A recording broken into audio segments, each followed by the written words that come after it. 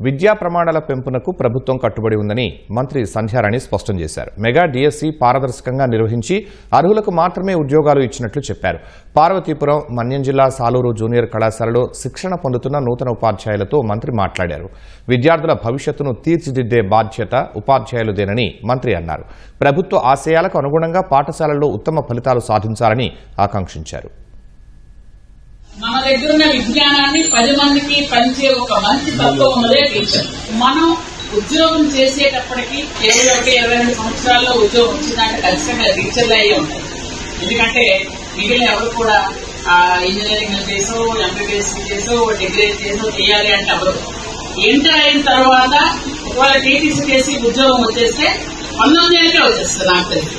అది చంద్రబాబు నాయుడు గారు ముఖ్యమంత్రిగా ఉంటేనే 19 ఏళ్ళకి ఉద్యోగం వస్తుంది.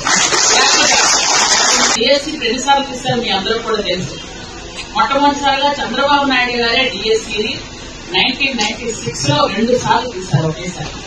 అలాగా దాదాపుగా ప్రతిసారి చంద్రబాబు నాయుడు గారు ముఖ్యమంత్రిగా ఉండేటప్పుడే డిఎస్సీ తీయడం, ఎవరైతే నిజమైన అర్హులో వాళ్లకు మాత్రమే ఉద్యోగం ఇచ్చే ఏకైక ముఖ్యమంత్రి అంటే చంద్రబాబు నాయుడు గారు.